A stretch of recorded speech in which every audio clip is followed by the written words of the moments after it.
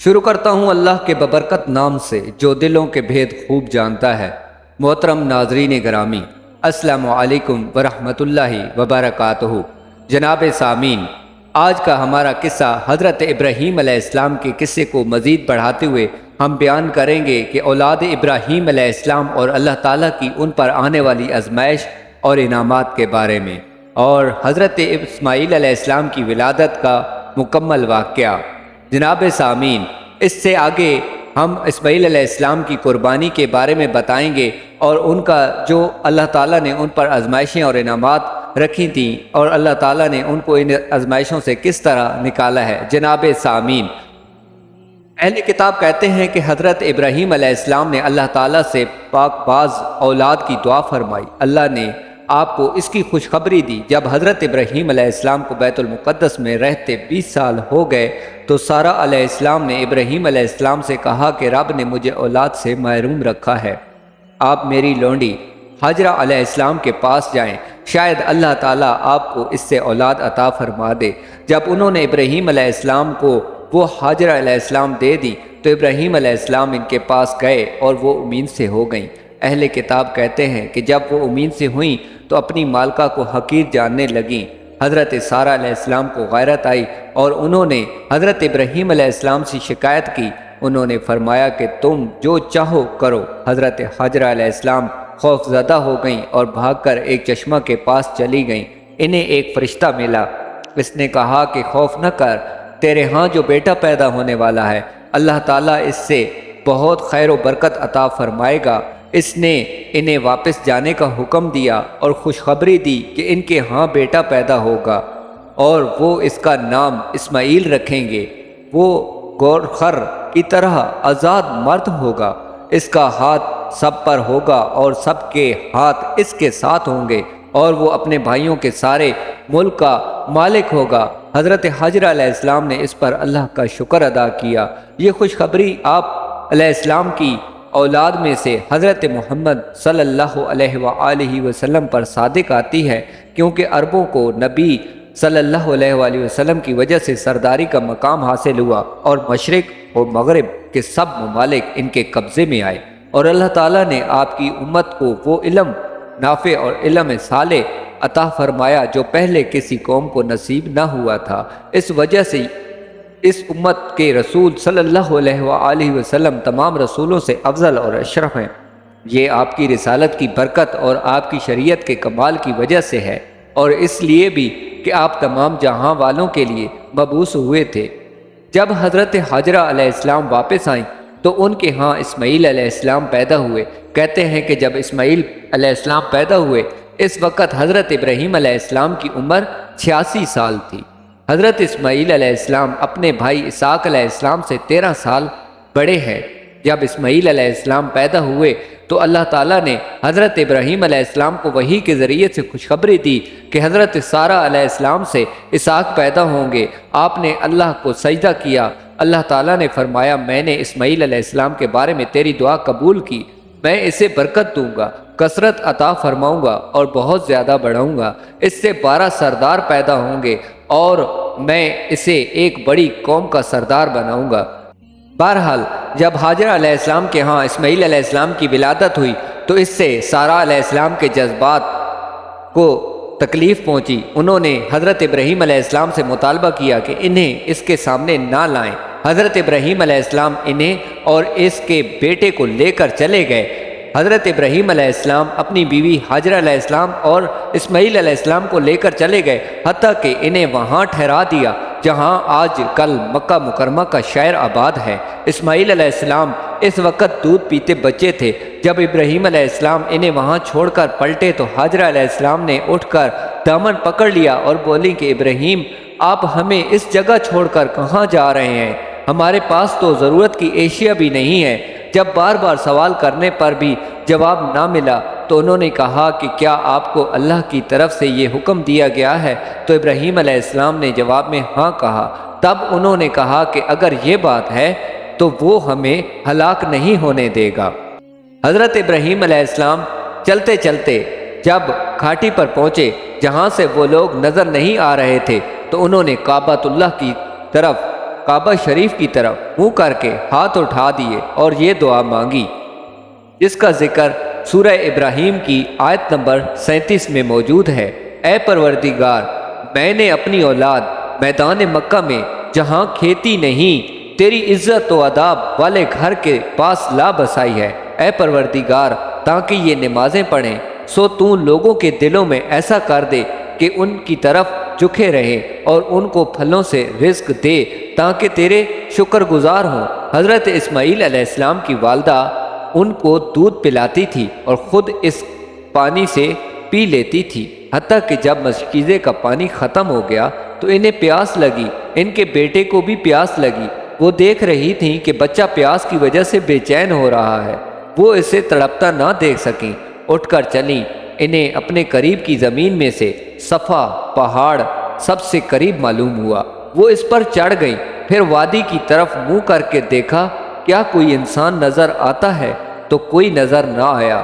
وہ صفا سے اتریں، جب وادی کے نشیب میں پہنچی تو قمیض کا دامن جو زمین تک پہنچتا تھا اٹھا کر اس طرح بھاگی جس طرح کوئی پریشان اور مصیبت زدہ انسان دوڑتا ہے، حتیٰ کہ وادی کو پار کر لیا۔ وہ مروہ تک پہنچی تو اس پر چڑھیں اور دیکھا کہ کیا کوئی نظر آ رہا ہے، کوئی نظر نہ آیا۔ انہوں نے یہ عمل 7 مرتبہ دہرایا۔ حضرت عبداللہ بن عباس رضی اللہ عنہ بیان کرتے ہیں کہ نبی کریم صلی اللہ علیہ وآلہ وسلم نے فرمایا، لوگ اسی وجہ سے ان دونوں پہاڑیوں صفا اور مروہ کے درمیان دوڑتے ہیں۔ جب وہ آخری چکر میں مروہ پر پہنچی تو انہیں کوئی آواز محسوس ہوئی۔ انہوں نے اپنے آپ سے کہا کہ چپ، پھر غور سے سنا تو دوبارہ آواز سنائی دی۔ یہ آواز ایک چشمے کی تھی۔ انہوں نے کہا کہ تو نے آواز سنا دی ہے، اگر تو مدد کر سکتا ہے تو ہماری مدد کر۔ اچانک انہوں نے دیکھا کہ زمزم کے مقام پر ایک فرشتہ کھڑا ہے۔ اس فرشتے نے اپنی ایڑی سے یا اپنے پر سے زمین کھود دی تو پانی نکل آیا۔ آپ اسے حوض کی صورت میں دینے لگیں اور اپنے ہاتھ سے اس طرح رکاوٹیں بنانے لگیں اور چلو بھر بھر کر مشکیزے میں ڈالنے لگیں۔ اس کے چلو بھرنے کے بعد پانی پھر نکل آتا۔ حضرت عبداللہ بن عباس رضی اللہ عنہ فرماتے ہیں کہ نبی کریم صلی اللہ علیہ وآلہ وسلم نے بیان کیا ہے کہ اللہ تعالیٰ حضرت اسماعیل علیہ السلام کی والدہ پر رحمت نازل فرمائی تھی اگر وہ زمزم کو بہتے دیتی، یا فرمایا کہ اگر وہ پانی چلو نہ بھرتی تو وہ ایک بہتے ہوئے چشمے کی صورت اختیار کر لیتا۔ راوی بیان کرتے ہیں کہ پھر حاجرہ علیہ السلام نے پانی پیا اور بچے کو دودھ پلایا۔ فرشتے نے ان سے کہا، آپ ہلاکت کا اندیشہ نہ کریں، یہاں اللہ کا گھر جس کی تعمیر یہ بچہ اور اس کا والد دونوں مل کر کریں گے، اللہ تعالیٰ اپنے لوگوں کو ضائع نہیں ہونے دیتا۔ اس وقت بیت اللہ کی زمین ایک بلند ٹیلے کی صورت میں تھی۔ سیلاب کا پانی آتا تو دائیں بائیں سے گزر جاتا۔ اسی طرح وقت گزرتا رہا حتیٰ کہ وہاں سے بنو جرہم کا ایک قافلہ یا ایک خاندان گزرا۔ وہ گدرا کی طرف سے آئے تھے اور مکہ کے نشیبی حصہ میں ٹھہرے۔ انہیں ایک پرندہ منڈلاتا نظر آیا تو بولے کہ پرندہ تو پانی پر منڈلاتا ہے، ہم تو جس وادی میں آئے ہیں وہاں پانی نہیں ہے۔ پھر انہوں نے 2 آدمی حقیقت معلوم کرنے کے لیے بھیجے تو انہیں پانی نظر آیا۔ انہوں نے جا کر پانی کی موجودگی کی اطلاع دی۔ وہ سب لوگ آ گئے۔ چشمہ زمزم کے پاس حضرت اسماعیل علیہ السلام کی والدہ موجود تھیں۔ ان لوگوں نے کہا، کیا آپ ہمیں اجازت دیتی ہیں کہ ہم یہاں خیمہ زن ہو جائیں؟ انہوں نے فرمایا کہ جی ہاں، آپ کو اجازت ہے، لیکن اس چشمے کی ملکیت پر تمہارا کوئی حق نہیں ہے۔ انہوں نے کہا ٹھیک ہے۔ انہوں نے اپنے اپنے گھر بسانا شروع کر دیے حتیٰ کہ وہاں کئی گھر بس گئے۔ حضرت ابو ہریرہ رضی اللہ عنہ سے روایت ہے کہ نبی کریم صلی اللہ علیہ وآلہ وسلم نے فرمایا، حضرت ابراہیم علیہ السلام نے اپنا ختنہ خود ایک بسولے سے کیا تھا جبکہ 80 برس کے تھے۔ بعض علماء فرماتے ہیں کہ حدیث میں مذکورہ لفظ قدوم سے مراد قدوم شعر ہے، نہ کہ ختنہ کرنے کا آلہ بسولہ وغیرہ ہے۔ بہرحال یہ حدیث صحیح بخاری سے میں نے بیان کی ہے۔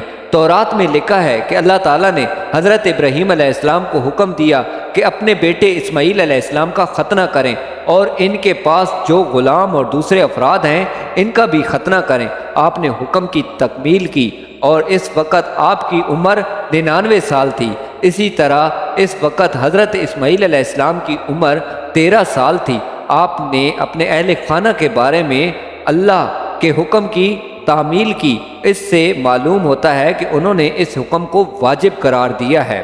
حضرت ابن عباس رضی اللہ عنہ اور مجاہد رحمۃ اللہ وغیرہ فرماتے ہیں کہ اللہ تعالیٰ نے جو ابراہیم علیہ السلام کو اولاد اسماعیل علیہ السلام دی تو جب وہ جوان ہوئے تو اپنے والد کے ساتھ کاموں میں ہاتھ بٹھاتے تھے۔ اس وقت حضرت ابراہیم علیہ السلام نے خواب دیکھا کہ انہیں یہ بیٹا ذبح کرنے کا حکم دیا جا رہا ہے، اور رسول اللہ صلی اللہ علیہ وآلہ وسلم نے فرمایا کہ انبیاء کا خواب وہی ہوتا ہے۔ یہ اللہ کی طرف سے ابراہیم علیہ السلام پر آنے والی آزمائشوں میں سے ایک اور آزمائش تھی۔ یہ اللہ تعالیٰ کی طرف سے حضرت ابراہیم علیہ السلام پر بڑی آزمائش تھی۔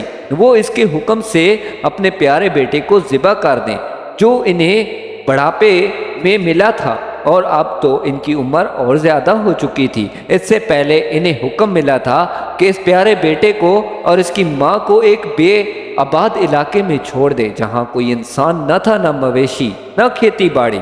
آپ علیہ السلام نے اللہ کے حکم کی تعمیل کی اور اس پر بھروسہ کیا اور توکل کرتے ہوئے انہیں وہاں چھوڑائے، اور اللہ تعالیٰ نے ان دونوں کو مشکل سے نجات دی اور انہیں وہاں سے رزق عطا کیا جہاں سے وہ سوچ بھی نہ سکتے تھے۔ پھر جب انہیں اپنے اس پہلوٹے اور اکلوتے بیٹے کو قربان کرنے کا حکم ملا تو انہوں نے فوراً اپنے رب کے حکم کی تعمیل کی۔ اس کے بعد انہوں نے اپنے بیٹے کے سامنے یہ معاملہ رکھا، حضرت اسماعیل علیہ السلام کے سامنے، تاکہ وہ بھی دل کی خوشی سے اس عمل میں شریک ہوں اور اس کی تعمیل میں کوئی پریشانی نہ آئے۔ چنانچہ انہوں نے فرمایا کہ بیٹا، میں نے خواب دیکھا ہے کہ تم کو ذبح کر رہا ہوں، لہٰذا تم دیکھو کہ تمہاری کیا رائے ہے۔ تو اس فرما بردار بیٹے نے کہا اپنے والد کو کہ میں ابا جان اللہ کے حکم سے قربان ہونے کے لیے تیار ہوں۔ انہوں نے کہا کہ اے ابا جان، آپ کو جو حکم ہوا ہے وہی کیجئے، اللہ نے چاہا تو آپ مجھے صابروں میں پائیں گے۔ یہ جواب انتہائی درست اور والد کی فرما برداری اور رب کی اطاعت کا بڑا مظاہرہ تھا۔ اللہ تعالیٰ نے فرمایا جب دونوں نے حکم مان لیا اور باپ نے بیٹے کو ماتھے کے بل لٹا دیا تو اس سے چہرے کے بل لٹایا۔ کہتے ہیں کہ ابراہیم علیہ السلام اسے گدھی کی طرف سے ذبح کرنا چاہتے تھے تاکہ ذبح کرتے ہوئے ان کا چہرہ نظر نہ آئے۔ ابن عباس رضی اللہ عنہ، مجاہد، سعید بن جبیر، قتادہ اور ضحاک رحمۃ اللہ علیہ کا یہی موقف ہے۔ صدی اور دوسرے علماء کرام کہتے ہیں کہ حضرت ابراہیم علیہ السلام نے اس کے حلق پر چھری پھیری لیکن کچھ نہ کٹ سکا۔ اس وقت اللہ تعالیٰ کی طرف سے آواز آئی، اے ابراہیم، تو نے خواب کو سچا کر دکھایا ہے، یعنی آپ کو جو امتحان مقصود تھا وہ پورا ہو چکا ہے۔ آپ کی اطاعت اور فوری تعمیل ظاہری ہو چکی ہے۔ جس طرح آپ نے اپنا بدن آگ میں ڈالا اور مال مہمانوں پر خرچ کر دیا، اسی طرح آپ نے اپنا بیٹا قربانی کے لیے پیش کر دیا۔ اس لیے اللہ تعالیٰ نے فرمایا بلا شبہ یہ ایک صریح آزمائش تھی۔ اللہ تعالیٰ نے مزید فرمایا یعنی ہم نے دوسرے ذبیہ کو ان کے بیٹے کے عوض فدیہ بنا دیا۔ جمہوریہ علماء کرام فرماتے ہیں کہ حضرت اسماعیل علیہ السلام کی جگہ بڑی آنکھوں والا اور سینگوں والا سفید مینڈا ذبح ہوا تھا۔ اس سے ثابت ہوتا ہے کہ ذبح ہونے والے حضرت اسماعیل علیہ السلام تھے۔ یہ اللہ تعالیٰ کی طرف سے حضرت ابراہیم اور اسماعیل علیہ السلام کی طرف ایک آزمائش تھی جن کو انہوں نے اللہ کے حکم سے تعمیل کیا، اور اللہ نے ان کو انعام کی صورت میں اس حضرت اسماعیل علیہ السلام کی جگہ ایک مینڈا ذبح ہوا تھا۔ تو ناظرین گرامی، یہ ایک نہایت ہی اللہ کی طرف سے آزمائش ہوتی ہے جو اللہ تعالیٰ اپنے پیاروں پر دیتے ہیں، تو ہمیں ان سے کبھی گھبرانا نہیں چاہیے۔ قرآن مجید میں حضرت ابراہیم علیہ السلام اور ان کی اولاد کے متعلق جو کچھ ذکر ہے اس سے واضح طور پر ثابت ہوتا ہے کہ ذبح ہونے والے حضرت اسماعیل علیہ السلام تھے، کیونکہ اللہ تعالیٰ نے ذبح کا واقعہ بیان کرنے کے بعد فرمایا اور ہم نے ان کو اسحاق کی بشارت بھی دی کہ وہ نبی اور نیک کاروں میں سے ہوں گے۔ سورہ صفات کی آیت نمبر 112 میں آتا ہے۔ مزید جو لوگ حضرت اسحاق علیہ السلام کے ذبح ہونے کے قائل ہیں، ان کی دلیل محض اسرائیلی روایات میں سے ہے۔ ان کی کتاب تحریف شدہ ہے، خاص طور پر یہاں تو تحریف اتنی واضح ہے کہ اس سے انکار ممکن نہیں، کیونکہ ان کی کتاب میں لکھا ہے کہ اللہ نے ابراہیم علیہ السلام کو اپنا اکلوتا بیٹا ذبح کرنے کا حکم دیا۔ ترجمہ شدہ نسخہ میں پہلوٹے بیٹے اسحاق کا لفظ ہے، یہاں اسحاق کا لفظ غلط طور پر لکھ دیا گیا ہے، کیونکہ اسحاق نہ اکیلے بیٹے تھے اور نہ پہلوٹے تھے۔ یہ صفات تو حضرت اسماعیل علیہ السلام کی ہیں۔